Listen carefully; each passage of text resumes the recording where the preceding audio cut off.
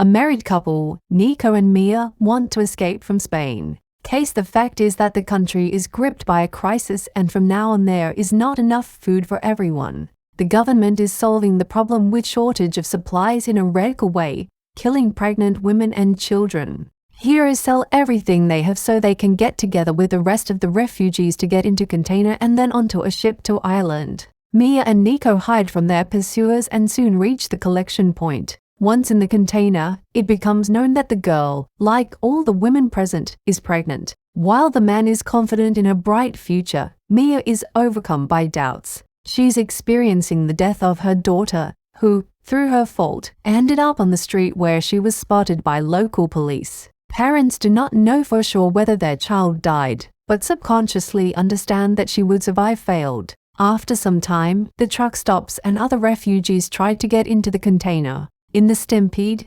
Nico is forced out onto the street and the man ends up in another truck. Me in panic, because I was left alone. But after talking with my husband on the phone, he calms down a little. Soon the truck stops at the exit of the city. The patrol officers question the driver, but realizing that he knows nothing about his cargo, they decide to check the body. At this time, refugees hide in a secret compartment they could not be found. But the soldier realizes that the length of the body does not correspond to the empty space in the container, so he asks everyone to come out of hiding and voluntarily surrender to the authorities. Meanwhile, Mia sees wooden boxes stacked on top of each other and decides to climb onto them so that the soldiers cannot find her. Once at the top, the heroine tries to help another girl, but does not have time because the military is shooting everyone else. Through a hole in the back of a truck, heroine notices the container Nico was in, but does not have time to warn him of the danger.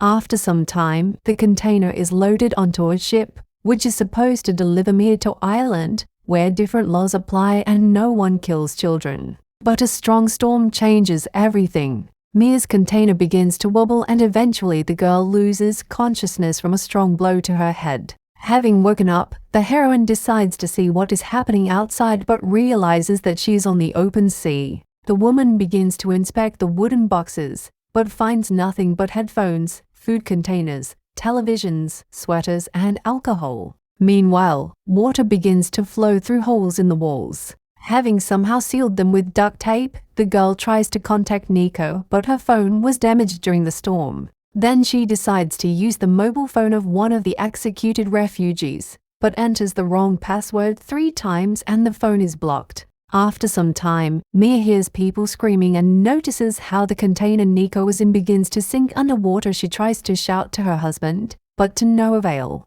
Realizing that the situation is hopeless, Mia sits in a corner and is about to commit suicide. But then suddenly she feels the child begin to move. For several days she did not feel the baby and thought that he had died, which is why she wanted to give up her life. But now that she knows that the child is alive, she decides to fight to the end. The next day, Mia manages to open the last box, but there is nothing valuable in it either. Meanwhile, the water is gradually rising and is about to flood the container. The girl opens the TV and takes out a protective tube, with which she gradually pumps out the water. She also finds a use for rubber seals from food containers and seals holes with them. The girl moves the SIM card to another phone and soon the phone rings. It turns out Nico didn't die and is now going to find her. A man asks his beloved not to think about death of the firstborn and try to be strong for the sake of the baby. Meanwhile, the heroine notices the approach of a storm and it is at this moment that her water breaks.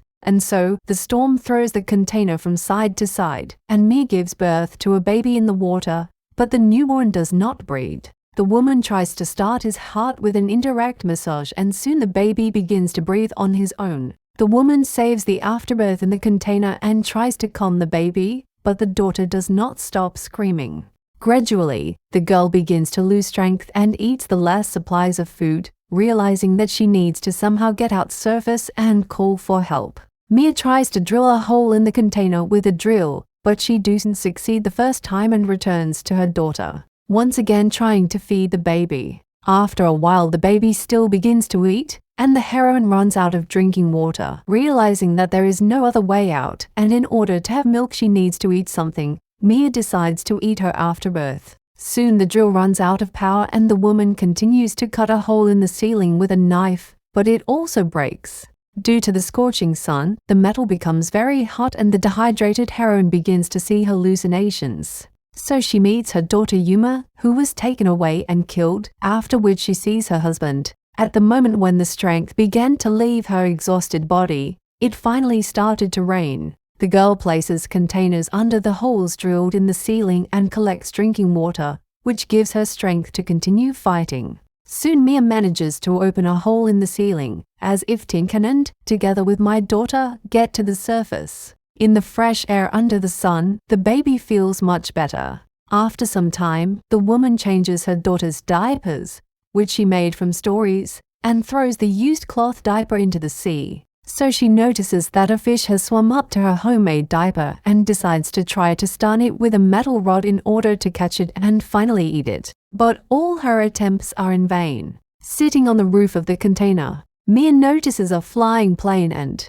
in the hope of attracting the pilot's attention, goes down inside for a piece of glass from the TV to create a glare from the sun and be noticed. But returning to the roof, the heroine clings to the protruding metal, deeply cutting her leg, and the plane remains didn't notice her. Bleeding, the girl opens the TV and makes a homemade needle. She disinfects her leg with alcohol found in the box and sews up her leg. In the evening, Mia takes out her headphones and ties them into a net, and in the morning she lures fish with the baby's used diaper and uses a homemade net to get food for herself. The heroine finally decides to name her daughter and calls her Noah, associating the name with Noah, who managed to survive on the ark. She shows the little girl photographs of Nico and Yuma, talking about why her sister was taken away. It turns out that for a long time they hid her from the police, but one day the girl persuaded Mia to go outside and after 5 minutes she was taken away forever.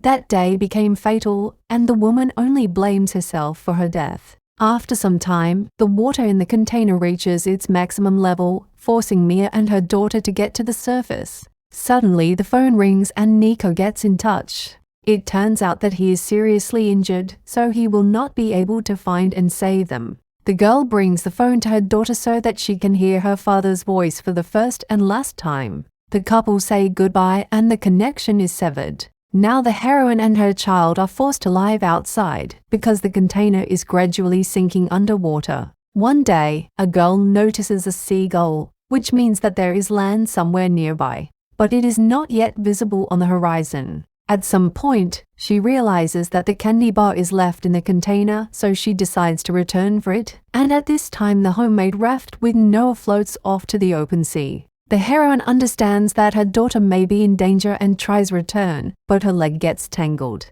Luckily, she manages to get out, but Noah is nowhere to be seen. Meanwhile, a whale swims nearby, but does not attack the newborn. Moreover, a stream of water hits the girl and she begins to cry, so Mia quickly finds her. The girl spent the whole night in the water and her strength began to leave her. Supplies of food and water ran out, and faith began to dry out. Meanwhile, a small boat appears at sea on which a woman, her son and, apparently, a father are sailing. They are fishermen who failed to find their catch, so they are going to return home. But at some point, the woman notices seagulls circling nearby and they decide to swim closer to understand what's going on. So they find a homemade raft with Noah drifting on the open sea. They immediately take the baby on board, but do not see anyone next to her. After checking that the girl is okay, the woman notices a homemade rope that is immersed in water. She begins to pull it and soon takes out Maya's body, realizing that she is the baby's mother. The girl tries to revive her, but all attempts are in vain. At the moment when the time came to give up, she nevertheless decided to try again to start Maya's heart, and then a miracle happens and the heroine comes to her senses, having no idea how she managed to survive. She notices a little boy on board and realizes that she and Noah have finally reached Ireland.